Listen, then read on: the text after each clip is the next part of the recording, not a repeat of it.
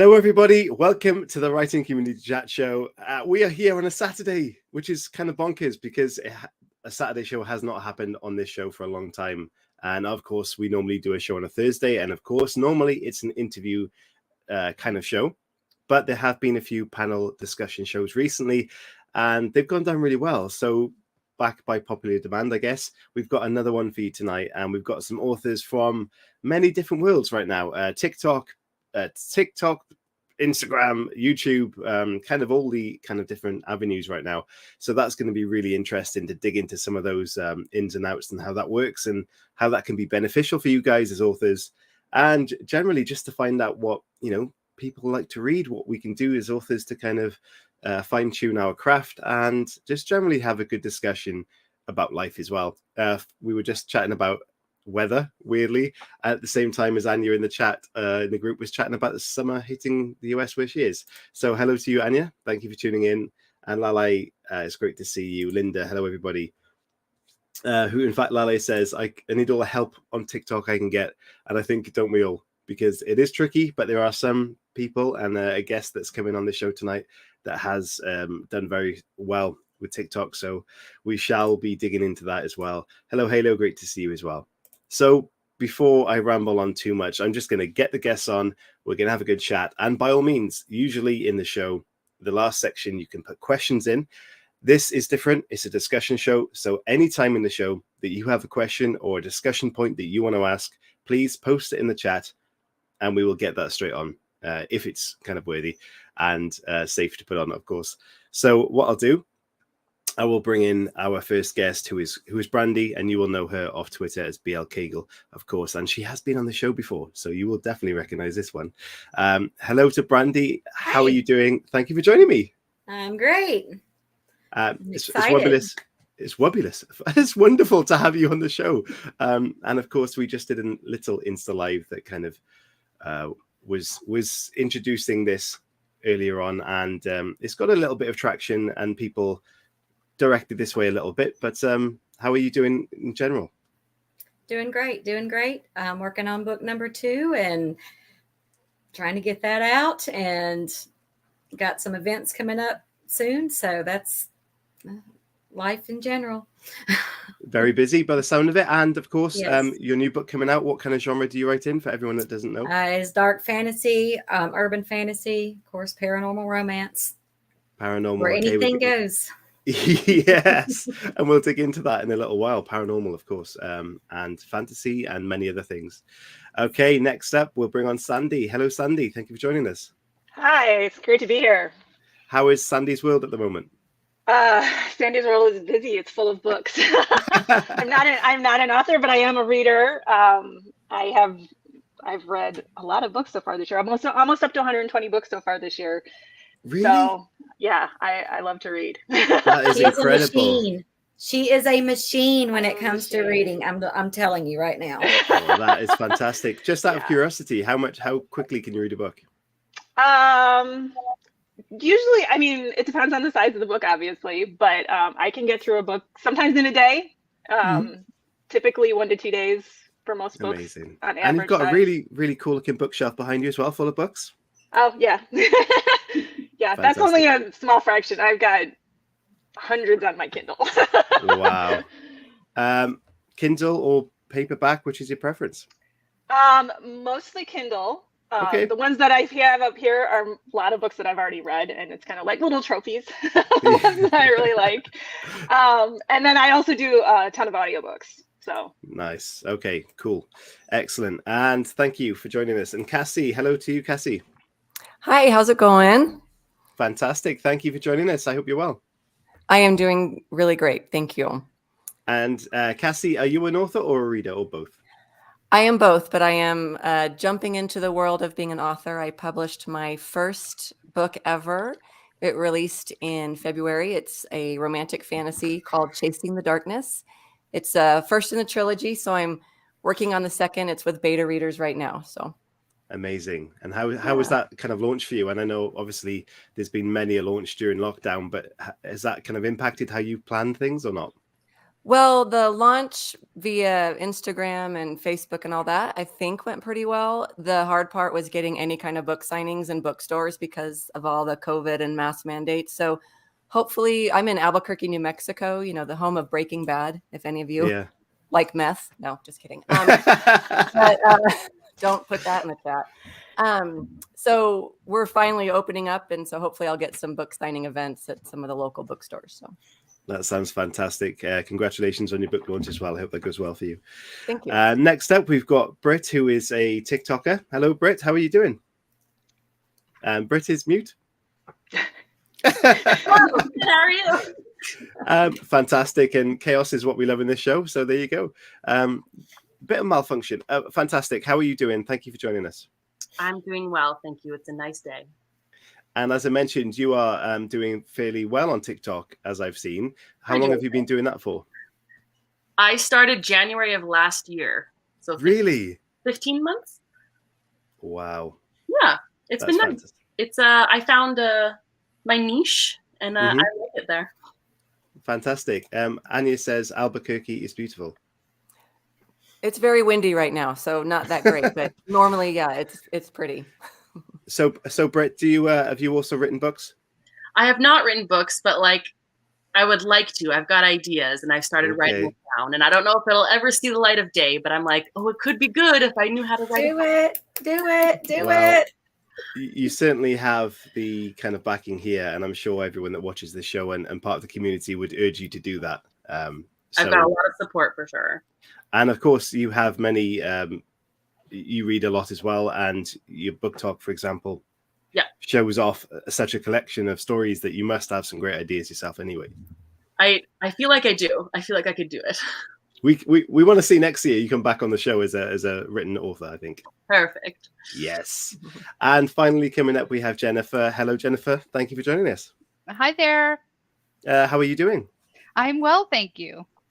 I see that cover of your book behind you. Yes. And I believe I actually have both books with me. I was somewhat prepared today. Yeah, I believe that we bought that book on the show once. You did? I didn't even know that. I think so. I'm sure that was one of the competition winners. Oh, maybe. I don't know about winners. I don't think I won anything, but I'm humbled I was considered. No, I think some of our book promotion things, that cover definitely rings a bell. Or I've just seen it many times and it's caught my eye. I'm not sure. It's probably that. There you go. So thank you all for joining me. It's absolutely fantastic to have you here collectively as well. And as Brandy said earlier, it's great to see everybody together. So it's kind of similar on our author panel a few weeks ago. We had Ascetic Press together, who are authors all signed by the same publishing house, who have conversed many times but never actually seen each other. So that was quite, a cool little experience. But first of all, what we're going to look at is, again, guys watching, any questions, send them in. But we're going to look at a few little themes first and kind of dig into some other categories maybe as they come up. So what I want to talk to you guys about as well, especially as we have more readers here and book talkers, for example, and people from different avenues, is what as a reader do you all look for in a book? And does it matter if it's an indie book or if it's a published traditionally book? It doesn't matter to me. I love indie books and I love traditionally published books. Mm-hmm. I'm just looking for a really good escape. I'm looking for something nowadays because I read so often. I'm also looking for something new that I haven't read before. That's why I liked D.L. Cagle's book, Dreams of Darkness and Desire, because it put a twist on something that I've read a million times. Yeah. Well, I'm just like, oh, I love this book. I love the twists and I love her potential of the rest of the series. Thank you. Yeah, I would echo that. There's going to be more magic. There's going to be more magic. More magic. Yay. I'm a big fan of indie authors too. That doesn't deter me at all. I'm more about the story. I like to read a good story, something that's got a good emotional pull, be it a happy emotional pull or something that's going to make me cry. It doesn't really matter. Or, scare the pants off me. That works too. But I just finished reading a book yesterday that was a really unique shifter story. It was a completely different take on a shifter story. So it's stuff like that. And that's an indie author that I finished reading her book. So I was really excited about that. And I really enjoyed that one. Fantastic. Anyone else got a preference? I don't know that I ever noticed it before, to be honest. Like, I don't know that I ever picked up a book. So typically I pick up a book, I read the back cover, I think, yep, this is, something up my alley, I'll read it. I like a lot of thrillers. I like it to be like I'm on a roller coaster the whole entire time that I'm reading. But, I don't think I ever noticed it before until I actually went into the world. And then it was like, oh, obviously I knew there was a difference, but I don't think I ever paid attention to that and let that differentiate between whether I would buy it or not. I'm kind of the same as a reader. I usually just, if I went to the bookstore, I would either find the genre that I liked based off cover or an author that I was familiar with. But if the story, and I want to be able to relate to the characters, and I do want to laugh a little. I don't want to get my pants scared off. But I do like the escapism part. So I read a lot of fantasy. I don't read scary things. So no. I certainly think escapism is what we all look for in a book, and it's great to have your pants skid your pants off, or whatever the phrase is. But interestingly, Sandy, you mentioned like some books make you cry. Is there anything specifically that does that to you, like a kind of natural scene or not? Honestly, it kind of depends. But I think it's if I can relate to the story to some degree. So if there's even if it's fantasy, there's always components that you can relate to. So I'm a mother, so a lot of times there'll be things to do with, children or whatever. That stuff can really get to me. But just deep relationship stuff, if you get further into a series or something, there's always the possibility of that happening. So, yeah. Fantastic. Anyone else like a scary book? I'll read horror. I've read Stephen King. I read a lot of Clive Barker. I've probably read everything he's ever written. He writes a lot about heaven and hell, which is what my series is about. The books that I wrote don't fall into that genre. I don't think I'm not talented enough to write like Clive Barker, but I'll read horror. I'll read just about anything. I'm not, I wouldn't put something down or not read something for a particular genre, but yeah, horror can be fun. It's the extreme end of something that will never ever happen. It's the extreme end of fantasy. I enjoy going to TikTok and watching their videos of different book recommendations, and I've actually of course they're still in the boxes, but and then some of them are on my phone ready to listen to, but I'm just so busy, but I've got a lot that I want to read just because of the one that y'all have posted about. One of those is The Forsaken King. So I'm actually, Yay. Yeah, I'm kind of excited about that one. And of course, going into that, we're talking about the different tropes and things and stuff within the books and trigger warnings and all these things and stuff. There's just there's a lot of stuff out there, and that's something else that we were going to talk about later, but I don't know. The fantasy paranormal is my jam. That's the stuff that I like. You can make it any way you want and go where you want with it. There's kind of no rules. That's the way I like it. So. What do you think about trigger points, by the way? Do you think they have their place? Trigger warnings? Trigger warnings, yeah. Yeah, I think they're important personally. Yeah, I agree. I mean, you two have read my book. I've had, I guess people have posted some things on Goodreads and stuff that trigger warnings, and there was like self-harm and alcoholism and things like that. I'm like, I don't know if that was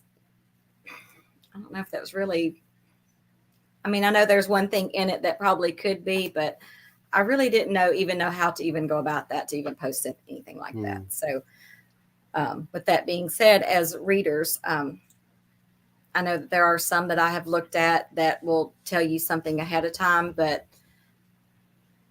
I don't know. I guess the only thing that really bothers me, if it's, I don't know, I don't want to see animals killed. I don't want to see, children hurt or anything like that. But it's just if it's a story and it works with the story and it has to be told to make the story so you understand it, I'm okay. But if it's just thrown in there just for shock factor, then yeah, I'm not for that.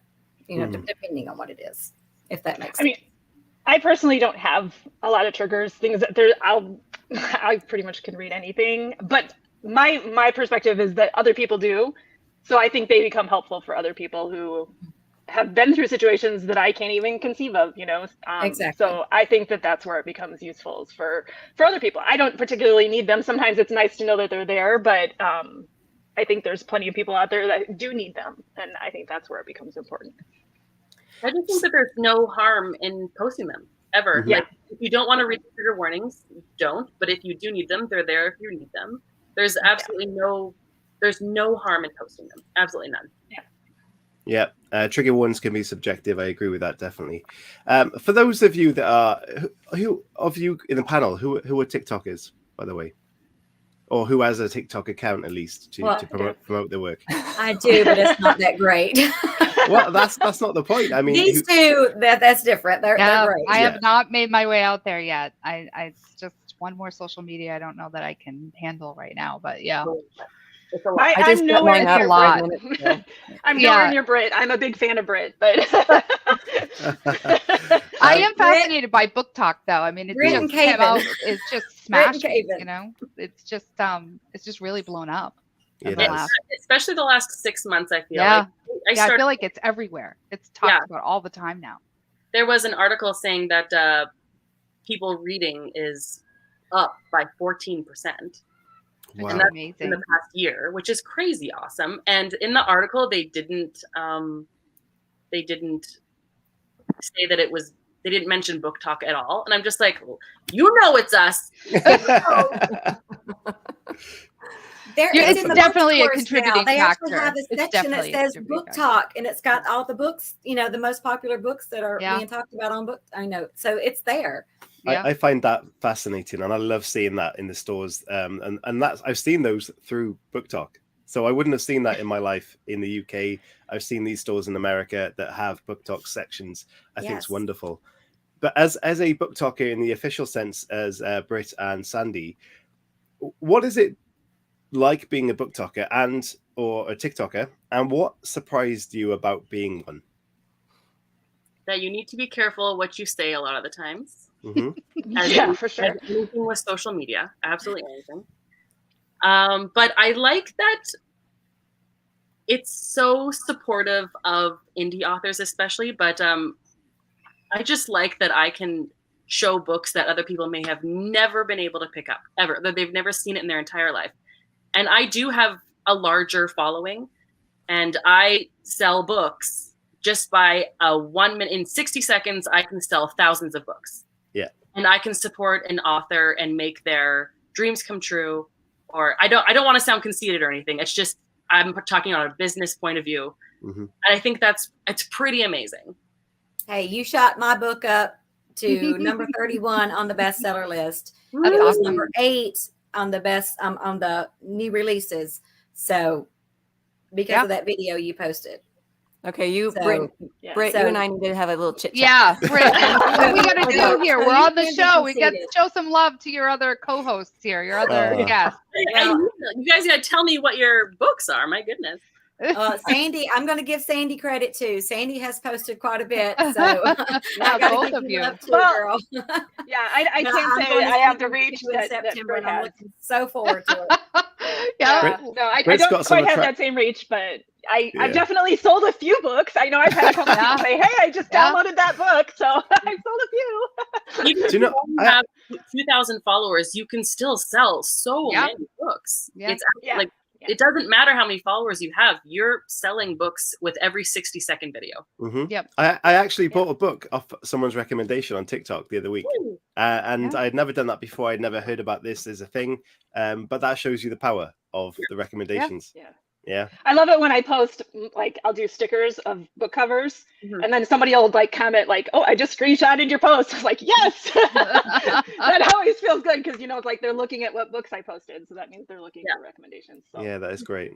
I mean, so Sandy, with your channel, I mean, you said you're not as kind of big as Brit's channel. Are you kind of growing this at the moment? Is it an active thing you're trying to do? Slowly. I am slowly trying to grow it. It's hard to find. I mean, Brit, she's got a great little niche. Hers is audiobooks, and she's got tons of. And I'm a big audiobook listener. That's part of the reason I'm a big fan of hers. But it's hard to get. I'm like, I haven't really done anything to post in like the bigger. Like, there's some book series that get the most attention. You know, your Akatars and stuff like that.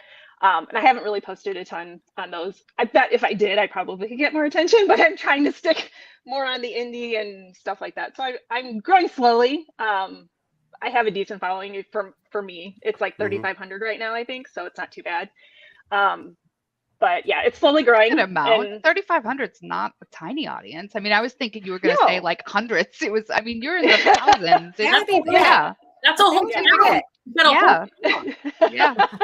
Yeah. No, like I said, it's a decent amount. And I'm still growing. And part of it too is the other book talkers, you know, interacting with the other book talkers, that gets you more attention too. So and there's some really great people out there. So I want to ask yourself and Brit then, as TikTokers, what can, say, Cassie, Brandy, and potentially Jay as well, who want to go into the promotion side of promoting their books on TikTok, what can they do from your perspectives to try and raise their platform as authors? I know that a lot of book talkers love supporting authors. So just sending them their book, they'll probably show it in a video, just showing it. And that'll do a lot. And they'll probably read it. And if they love it, they'll promote it. That's happened to me a bunch of times. People send me their audiobook codes. I listen to it and I promote it in multiple videos.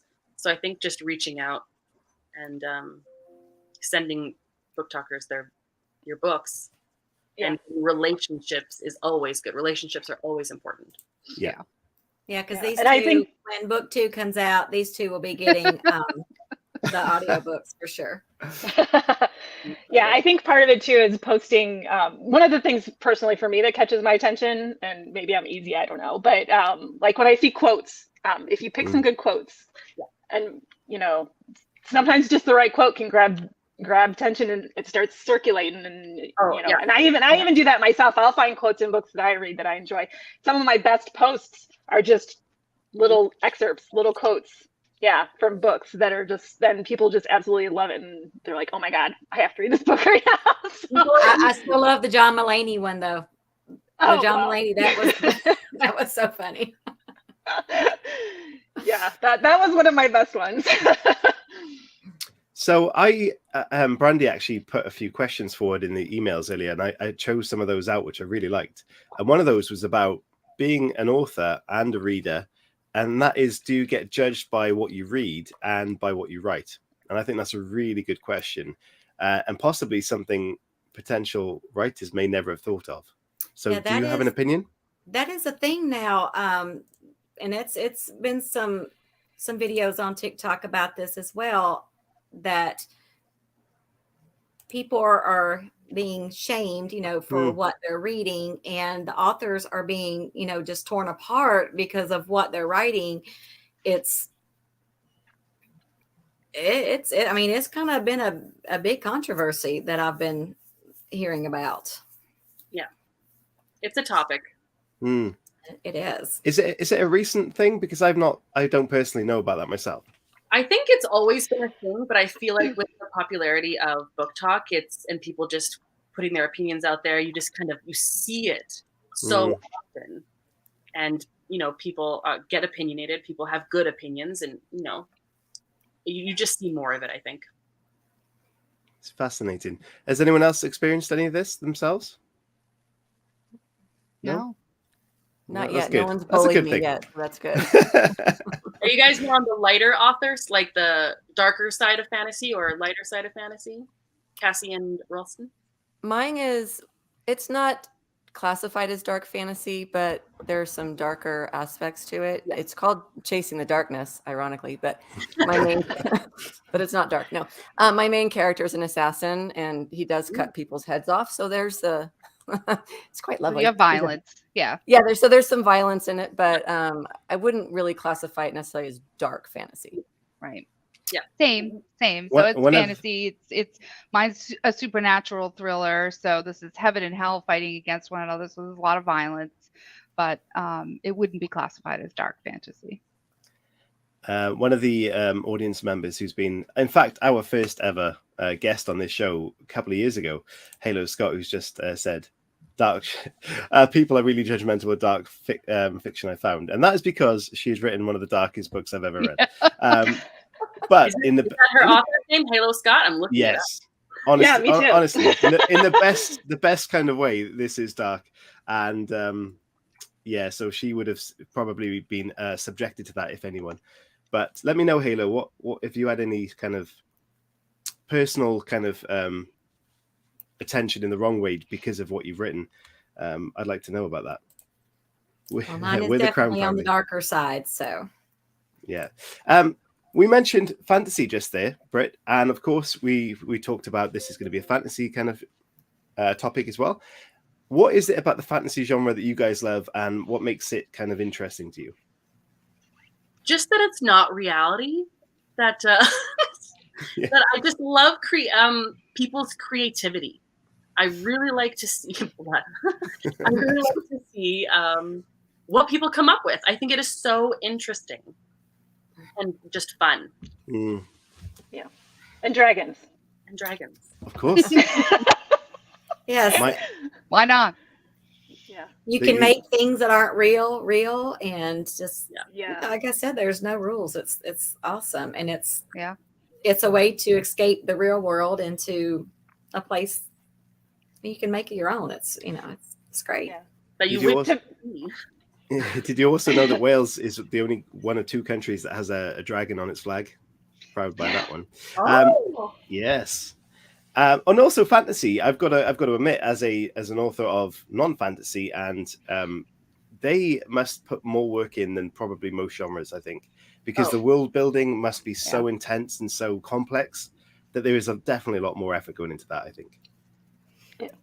I think Well, writer the authors rules, of history, right? Not violating your own rules, right? Like the rules that you build for yourself, especially if you're writing more than one book, and then making sure that you're not violating those rules and that you don't stray too far from too much of the tropes and the norms that people can get comfortable with and like relate to. So you have to keep track of your own stuff. I think is the hardest part, especially if you're writing a series. Yep, I think you're right there, because a series as such complexity as complex as that is, you've got to make sure all your kind of things are in line throughout, and that's got to be a big task. Lale says, absolutely, Linda, my new book includes a dragon. Whee! Love dragons. We all love dragons. Yes, Okay. love dragons. So the fantasy world then obviously is great to write in. It's completely customizable. It's fictional. It's brilliant. And what about the paranormal then, Brandy? Because that could be related a bit more close to home, really. Yes, the feel. paranormal, the unknown. I just absolutely love it. We got. I don't know. Sometimes I think you can mix it all together. You've got your vampires, werewolves, your shifters, fae, all that fun stuff, the good stuff. You got ghosts, demons, witches, and warlocks, all the good stuff. I mean, that's where the good stuff is. It's where the good stuff is. And- What would be your favorite kind of, if you had to narrow that down a bit, would you have a favorite category? I do love my vampires. Ah. I do love my vampires. Sorry, my warlocks, but I do. I love the vampires. What about you? What about you, Yeah, Cassie? classic. Any kind of preference there? I don't read a ton of paranormal, but I would have to agree with Brandy on the vampires. I just think there's just something sexy about it. Right? Wow, that sounds odd. Just stick your Just teeth think in my neck Klaus and drink my blood. Michelson and Damon Salvatore. Yeah, but I do like. If I had to choose, I would probably lean more toward the vampire books than like werewolf or witches or whatever. Okay. Anyone else got any kind of genre that they're really into? Yeah, lately I've read several angel. Angels, paranormal. they need more angel books.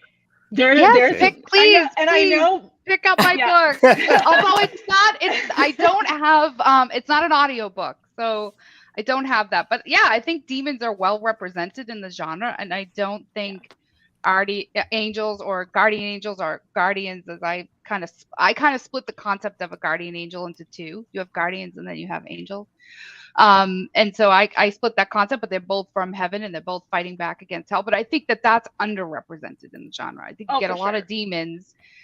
And the other thing that kind of drives me crazy is like the demonic world is giant, but you have like one lone person fighting against them. It's like, no, if the world is giant, then it's giant all around. Like it would have to have, an army on both sides. So I kind of like that idea as opposed to like Constantine. You have a singular, Keanu Reeves fighting against the whole entire demonic world. It's like, that's not realistic if there's really that many demons. So, it was part of why I wrote the story. It was like, no, there would have to be a whole slew of people on the other opposing side. So, Yeah. But yeah, I think it's underrepresented, and it's more of it now. You're seeing more of it now. Yeah. There's definitely more of it, and I can say for sure that that's if I see angels in the description, I'm definitely more interested in the story lately. For some reason, I don't know, I can't even explain it, but so I've definitely read many angel stories recently. But yeah, vampires and witches are always classic. I'm of the old Anne Rice origins, so it always goes back to that for me. Most of you are coming from the US. I mean, Halloween is a much bigger thing over there from what I understand. Do you get involved with that at all? Halloween? My favorite holiday of the year? Yeah. Yeah.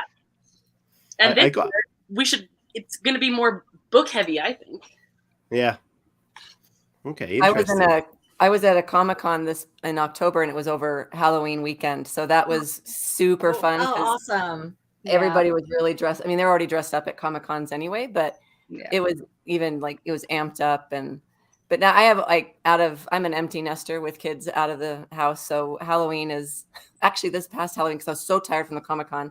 I did one of those old lady tricks and turned all my lights off, and my kid in the back room, like, don't ring my doorbell. I have no candy for you. Were you dressed up for Comic-Con? Were you or no? Were you selling your books, or what were you just walking through? Oh, no. I was selling my books. It was the first Comic-Con I've ever been to. Yep. So it was entertaining. I had my son he's 21 now. He helped me because he has gone to all those things. But no, I did not dress up. I had some T-shirts made with my logo and my title of my book and whatnot, but I'm not quite ready to dress up. However, I do have swords now, so I might bring a sword next time. Yeah. So what was, I missed it. What was the name of your book again? Something Darkness? Chasing the Darkness. Chasing Darkness. So that title would have gone over well at Comic-Con. I just did my first Comic-Con selling the books last September. And what a wild thing to be there as somebody selling something, like as a vendor, as opposed to walking through. It's like a completely different experience. Yeah. It's fun. They're very fun. And I found, I've been in 2 so far, and I did really well with my sales. Sorry, I just put a comment up there and distracted Brandy. Sorry. But being in Comic-Con and selling sounds like a wonderful experience, as well as being there. Yeah. Did you kind of have any prep for that, or any suggestions or advice given to you kind of how to do that? Well, no, it's blind. I don't know about you, Cassie, but I was blind going in as a vendor. I helped a friend launch. It was a nonfiction book, so we had book tables. So I knew how to set up a book table. I had a big banner already made, and I had my little fan packs that had different. Like if you bought the book, you could get a fan pack for $5. I had character cards and that sort of thing. So I knew how to set up my table and make it look really cool, in my opinion. But my son was giving me the social advice. Like he said, Mom, do not ask what anybody is. You don't ask what they're dressed up as. You just say, you look great, and sign a book and sell it. You don't ask those questions.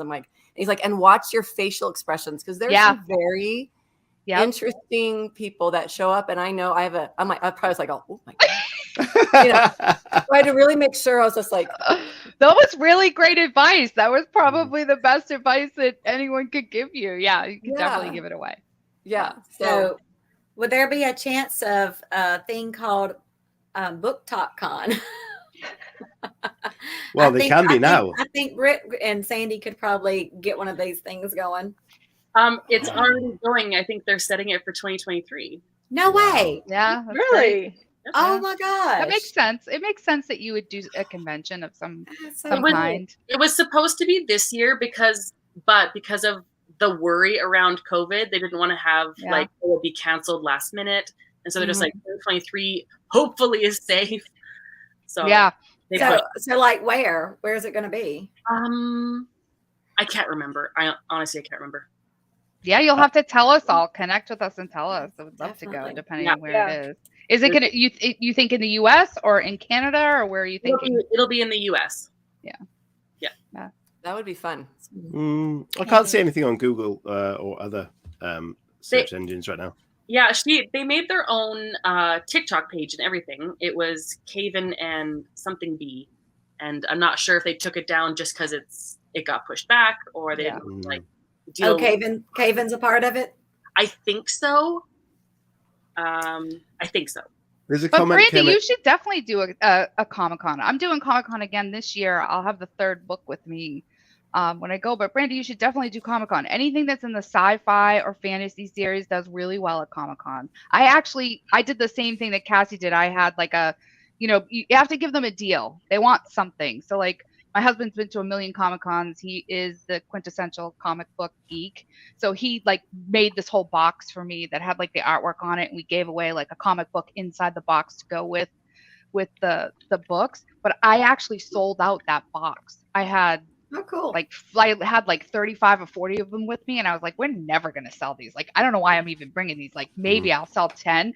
But anybody who's in the sci-fi, even though you're an author, and there's a lot of other, Artist Alley, which is the section of Comic-Con that they put all the freelance artists that are in there, anybody who's making any sort of art, and all the authors, you'll do really well there with the genre of your book. You should definitely do. I guess I never really knew that authors went, were, I guess.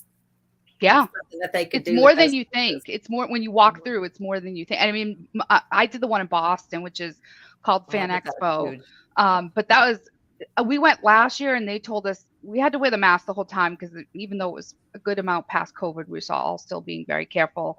This year, that'll be lifted, but it was probably half the size of what it normally is, and there was still a ton of authors there selling their work. So yeah, I think anybody in the fantasy, I would definitely recommend it for anybody who's in the fantasy or sci-fi genres to do a Comic-Con. Well, I will be with these two, Sandy and Rick, in September at the Books, Gowns, and Crowns book event. So in Oregon. So I'm looking forward to that. Oh, that's fun. That's actually going to be my first book event.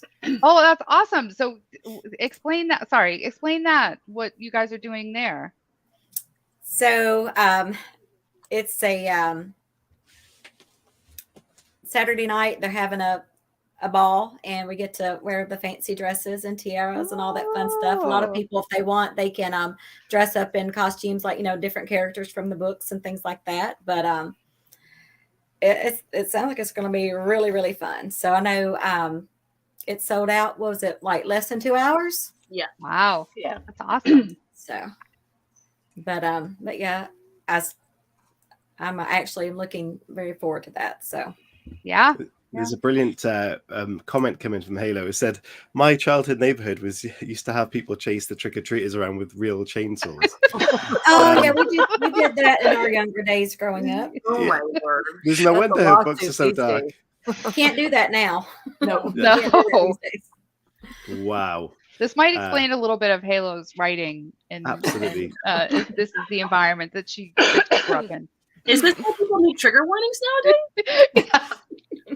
These chainsaws may be real. Yeah. We had neighbors that would, like, 3 or 4 houses would get together and just have everything, and just everybody knew which houses to go to because they'd always have this big setup, and it was great. It was great. Sandy, you're drinking out of a really cool cup thing. Oh. Is it wine, Sandy? Is it wine? No, it's Starbucks. What is that? Something of yours, or is it something you bought? I actually got this in a book box. Okay. It's my book dragon. Let's see if you can see it. Cool. Yeah. Nice. My book dragon cup. Mm. So I felt like it was made just for me because, you know, given my handle. But Out of curiosity, so kind of like it's like my signature cup. Yeah. Curiosity. These boxes that you talked about, I've seen quite a lot of those, especially on Book Talk.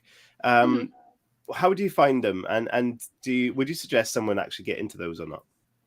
Well, I mean, I guess it depends on what your interest is. So they have different boxes for different things. There's genre-specific boxes that you can get.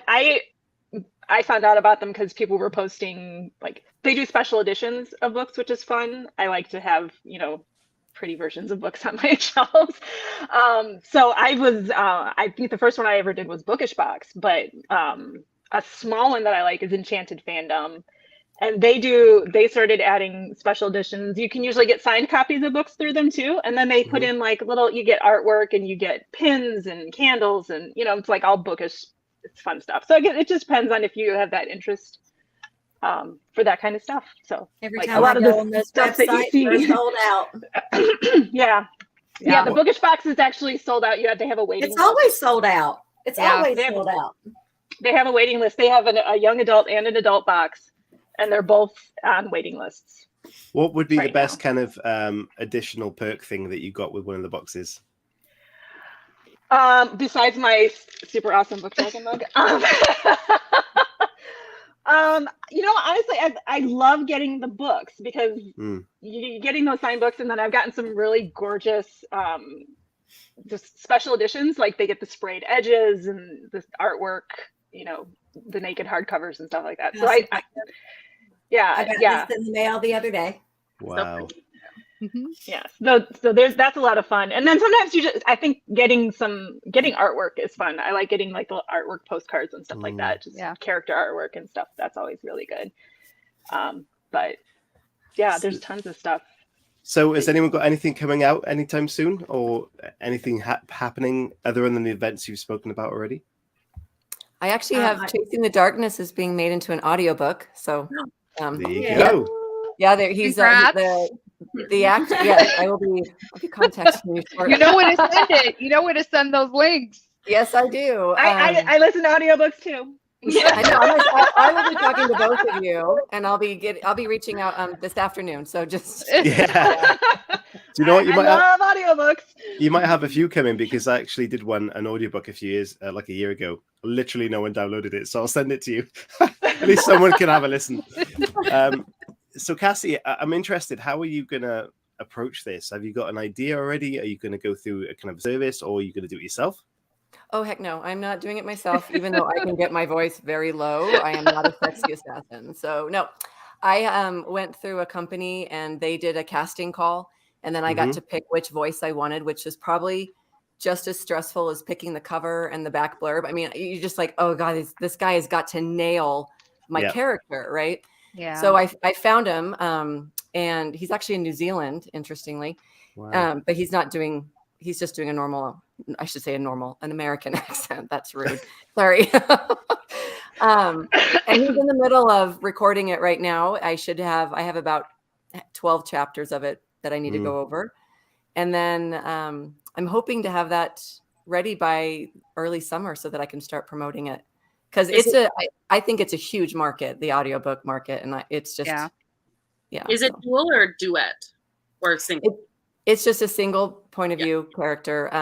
I couldn't, the way my book's written is it's just a single point of view character, but there are females in there, but it's not like one chapter is the guy, one chapter is the girl kind of a thing. And I don't have the money to edit the girl in all the time. So he's got to do a good girl impression. But when we were talking about it, I was like, I don't want you to be like, hi, my name's Kim, for a girl. Like, just change it a little bit. The reader or the listener will get it. But yeah. Is your main character a guy then? Yes. Yeah. Okay. Yeah. That makes sense. Yeah. Well, I understand the hesitancy behind doing it yourself, because I actually tried to do that initially, and I thought I was doing okay until I got to the part where I had to voice the character. Gone. Couldn't do it. I couldn't act. No, It's there's some talent. acting involved. These narrators are very talented. Yeah. It is a skill set. Yeah. They're very I love that. Linda's just asked the question I was about to ask. Great minds think alike and all. She says, what is your opinion about the gender of the narrator matching the main character? And also, I would want to add to this about writing the opposite sex, because I wrote, my story was about a teenage girl, and I believe that you were just saying that yours is about a male character as well, Cassie. Well, for the first part of that question, yeah, I think the narrator needs to match the main character for sure. Just because most of the story, at least like in my story, is told in his either mind or voice or whatever. So I think it definitely needs to match. As for writing a guy, it was a challenge. The reason I started it was when my older son Tyler, when he was younger, he was really into young adult fantasy, but a lot of those books had female protagonists. And they did have strong male characters, but there was nothing for him at that time that had a strong male protagonist. So I thought, okay, well, I'll just try writing one. And I tried to get him down to a young adult age between 13, 19, but I couldn't. So he's 25. So it was fun. I'm a mom of boys, kind of a tomboy, have boy dogs, have a boy husband. So I'm just surrounded by a lot of testosterone. So writing a male character was actually fairly easy. I haven't gotten any feedback that said that my guy sounded like a girl at any time. So because you write what you know, right? And you know boys. I know boys. I know fighting and swords and God, where do I live? I think my guy character scenes were better than the girls. So that's just my opinion. Yeah, just my opinion. Interesting. And Britt and Sandy, and of course anyone else, if you're reading and it's kind of written by the opposite sex, does that kind of make any judgments in your mind? I don't read a lot of male authors because they don't write a lot of what I like to read. But I'm always open to I want to read more male fantasy romance authors. I just don't know where they are. Yeah. Yeah. There are not a lot of them, especially male authors that will write female characters as their lead characters. That's probably the hardest to find, because I've read probably in the last 6 months maybe a handful of male authors, and that's just because those are the like Britt said, there's just not a lot of them out there in the fantasy genre. But I've read some really good male authors too. I mean, the couple that I've read are indie authors, and I really enjoyed them. And they did have one in particular had female characters in it, and I thought it was really well done from every perspective. So yeah, well, I try not to develop kind of an opinion ahead of time. Right. So this book here is an indie author. Is a guy that wrote this. There is vampires, there's werewolves, all kind of different things in there. I have not read it all yet. It is on audio. It is an audio book. Are you sure? I just looked it up and I was like, where is that? It is. It's a very thick book. It is. That's a massive book. It's a big book. And he is in the UK as well. But yeah, I have it on audio, but I haven't gotten through all of it yet because I've got so much going on with myself. But I thought I would throw a male author in there. Well, if they're hard to find, maybe I need to get him on the show for a chat about why he wrote that book. I actually, he's a sweetheart, but he is super shy. He is a huge presence on Twitter. He is on Instagram as well. But trying to get him on camera, he's kind of shy. I actually got him to do an interview with somebody else not too long ago. And he was just really awkward. I'm like, Ryan, you got to talk. Come on, sell yourself. But no, that's not easy for a lot of people. I mean, it's not. And but he's wanting to break out and to do more of these things. So I was really trying to help him. He has to. If he's an indie author, there's nobody else that's going to market his books. I mean, I think it's the most difficult thing for an indie author to confront is going out talking about their work, going out there trying to do your own marketing. I mean, forget videos, doing videos, because that's better than some of the other things on social media. So it's probably the hardest thing that people have to get through as an indie author, is that marketing part. Have y'all heard of this one? Yeah. I hear it's good. Okay, well, so I got this too, and again, of course, I haven't gotten to it yet, but it's also, I think, an audiobook as well. Also, an enormous book as well. Yeah. Yes, it is. It's very thick. Yeah. But it's another male author. So Fantastic. It's not that. So this is mine, and it's little. See, so that's not a huge time commitment right there. Little. Out of curiosity, Cassie, how many words is that? This is about 93,000 words. Yeah. See, The mine sequel, I would call small because it's 36,000 novella. So that is enormous to me. Yeah, but it's a novella. That's a novella. That's different. I mean, your average Yeah. fantasy book is between 80 and 120,000 words. So Yeah. you're averaging about 100,000 words, no matter what the chapter count is. Yeah. Wow. I In a think fantasy. mine was like 400 and close to 480 pages. But Wow. Yeah. yeah. So let's ask this question I ask on the show normally. I'm interested to see where you'll go with this. And if any of you could take a character out of the world of fiction, whether it's TV, film, or literature, and you can either put them into a story of your own, or you can take them out for the day, what character would you choose? And Oh why? my gosh. I think I already posted that to you. There was too many. I couldn't Yeah. do just one. Kind of like the book Boyfriend, Sandy. Mhm. Yeah, I told you Yeah. I was stingy. I was stingy. I just posted a TikTok about this, actually. Somebody said if you had to pick one, and I said no. One's not enough. She's not playing around. She's not playing this game. I'm like, that's just not a fair question. No. No. Okay. Listen, I want to fly, so I need a man with wings. So Cassian.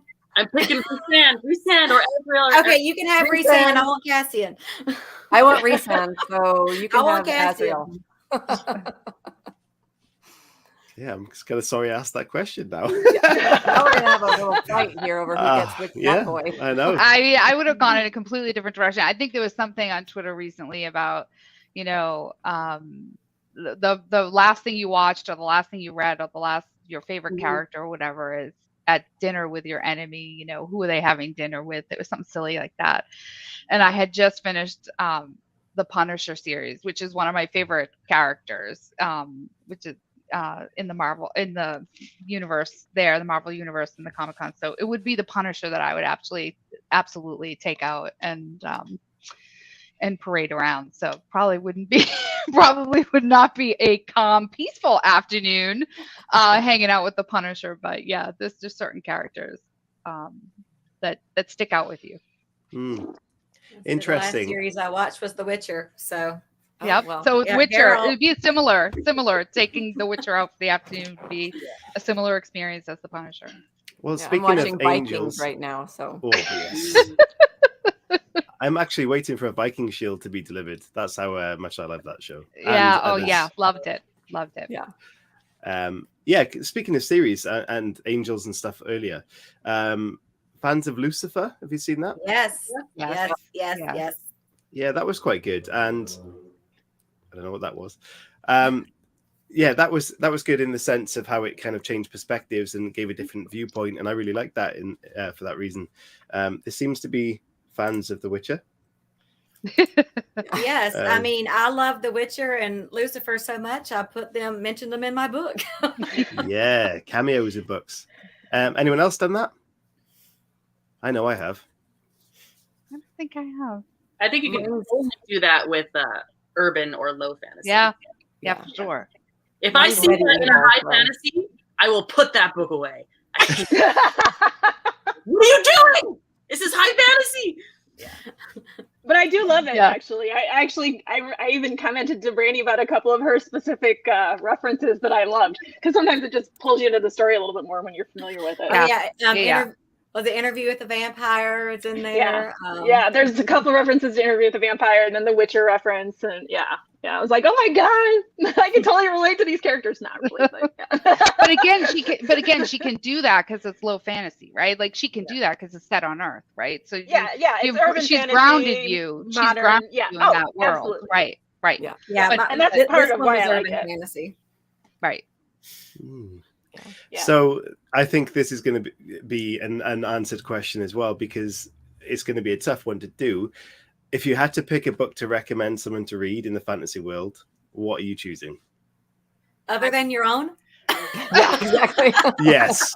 Yes. Yeah, don't forget it's a budget. You got some indie authors here that are like, please, please, please, please read my book. I will leave links to all your books and stuff and accounts in the description. Don't worry. They can have a look. I mean, I keep recommending Brandy's book like everywhere. Seriously, I mean, like I recommend it all the time. And I'm not even kidding. You can check my TikTok profile. It's all over the place. Yeah. Anyone got other suggestion? I think an intro, because I'm your basic reader. I think A Court of Thorns and Roses is a really good intro Yes. to fantasy. I think it's easy, it's heavy on the romance, but the characters are they're so rich. I mean, to me, I thought the characters were very rich. And if you don't connect to the characters, I will DNF a book so fast if the characters are not good. Yeah. Love it. I agree. That's a I good agree with entry Britt. And on the that graphic audio that they released of that is so good. It's crazy. I had a blast, even though it was so silly sometimes, like the twinkle from magic. I'm just like, oh my god.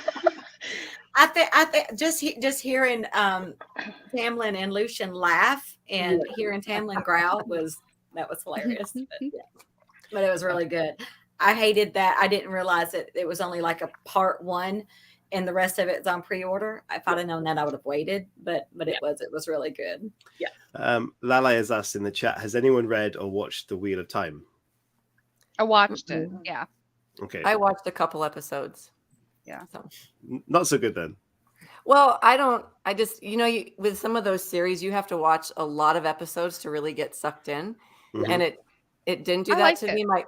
My son has read the books and he says that the show is trash compared to the books. Yeah, Which I have heard that it went pretty far away from the book, but I thought it was well acted, like well done. I didn't see too much, cheesy CGI, which is always something that throws you off whenever they do anything that's in that kind of a world. But I thought it was well done, but I didn't read the book, so I wouldn't have. I'm sure if I did, I would have felt that way about it based on the comments that I saw. Interestingly, then, how you mentioned that, if your book was to be optioned and they kind of took the direction away from what you had in your mind envisaged as the book being on screen, would you still go ahead with it or not? I think if I could get my book on the big screen or Netflix or something, I would. Well, right now I'm so in the hole that I would take it. I'm really in the red right now. So, but yeah, but that would bug me if they took it a direction that was so far off base. I mean, well, one, my book's not super long where they would have to try to shorten it a lot, but yeah, it would, it's kind of a catch-22. It's like, oh my gosh, to have your book on the big screen, because that's just going to launch your career. But then if they just like, I don't know if any of you saw or read, the Percy Jackson books, and then they made a movie out of it and they wrecked it. Like they just, it sucked. And they're redoing it. They're going to redo it, which is great. But so there is that risk. But yeah, to have your name on the big screen would be. I think the bigger risk too is if they change the ending. That's the more heartbreaking one, right? Because when they change the ending, and a lot of times you put a book out, and it's not even just in fantasy, but any genre. If they change the ending, you may never see 2 or 3, right? You could potentially wreck book 2 and 3 because there's no show that comes after that, Yeah. So I tell people all the time who have watched like The Notebook, like if you've ever watched the movie The Notebook, like he doesn't die at the end. Like so it's like if you read the book, if you're a Nicholas Sparks fan, you're like, wait a minute, like he's still alive. Like there's another book with him in it. Like so then like there's no other movie, right? So if you've never read if you hadn't read that book, you wouldn't realize it. But I think that's the harder piece. If they change the ending or potentially kill off a character that later you then have in the second or third book. But I don't think as an author, in particular, an indie author, you have any choice. You're taking that option. Yeah. Like they're presenting it to you, you're taking it, because how could you turn it down, and the potential that it has for your books, like hitting the bestsellers list, having something else created.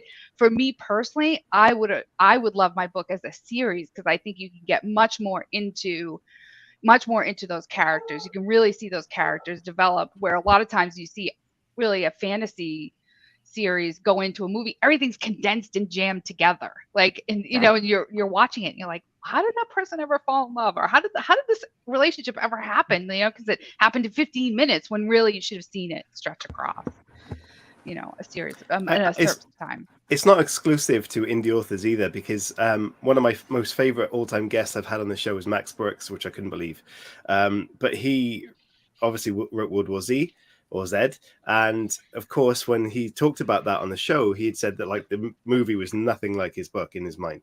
So like even at kind of his level, that still happens and they go ahead with it. So, well, it's funny that you just asked about Lucifer. So Lucifer is a character from a comic book that Neil Gaiman wrote, right? So a lot of people don't understand the origin of that character. And it was nothing like that. If you've read that series of comic books by Neil Gaiman, his character is not funny, and it's nothing like that. Like they took it in a completely different direction, but in that particular case it really worked. I think if you had brought to life right, if you had brought to life the Lucifer of that realm and brought I don't think it would have been the smash that it was. So in some ways it can work too, and it for you. Amazingly, well, I had to go and watch a movie that my book was being compared to. I'd never even heard of it. Remember that, Chris? You never seen Inception? No, I never heard of it. I watched the trailer and I'm like, oh my gosh, it's really good. So I watched the movie, and to this day, the end, I'm like, I still don't know if it was a dream or if it was real. It was a wild movie. I went through the same thing with the series Hannah. Has anyone seen that? About 2 years ago. Someone said, "Oh, my book the is exact." I know the story. Yeah. So my book had so many similarities to that. When I was watching it, I was just like, oh my God. And then I looked at it, and we'd written it, or the screenwrite was written with about 2 or 3 months before I released my book. So like we must have written that at the same time. And it was mind blowing. There's a dog, really loud dog outside. There's not normally there.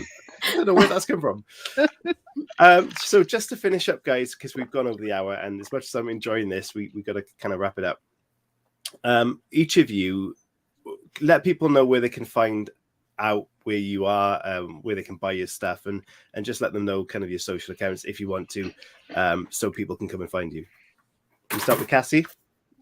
So I have a website. It's CassieSanchez.com.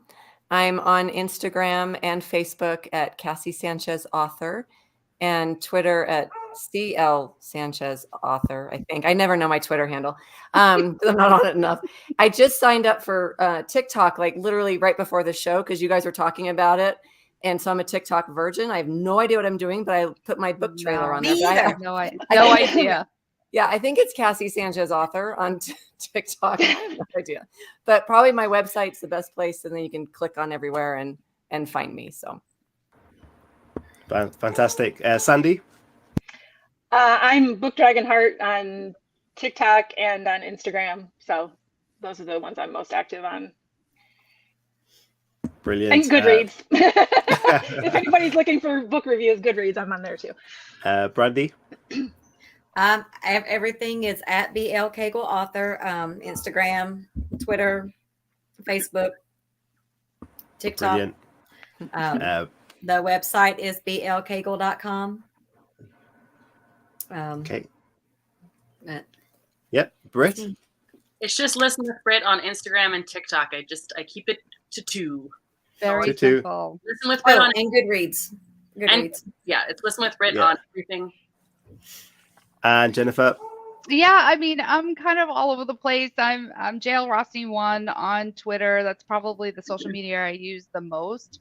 But I am on Instagram and I am on Facebook. I have my own website if you reach out there, and my books are on Amazon and Barnes & Noble, and also in my first retail chain, which if you're in the United States is the Paper Store. So book one is in that store. So big thanks to the Paper Store for carrying that. That's amazing to put that in the store as well. Lale says, thanks, great show. I'll stalk you all on every platform. Yeah, love you, Lolly. Love her. Talk away. You got some stalkers there. Guys, if you want to find these people and you didn't pick that up, in the description once the show is processed, there will be the links to everybody. Please follow them, check them out, support them as well. And all I can say is thank you guys for tuning in. And, I hope that you've all enjoyed this experience, and thank you. Well, that's all I can say. Thanks for having me. Yeah, Thank you for having us. Guys, you're welcome. And Britt, of course, we expect to see that book next year. Yes. Yes. No pressure there. No, there's pressure there. There's pressure there. Well, I got it all in my head. I just gotta. Yeah, brilliant. Yep. Guys, thank you so much. I will see you next week with another show. And in the meantime, enjoy your weekend, stay safe, and look after yourself. Bye, guys. Bye. Bye.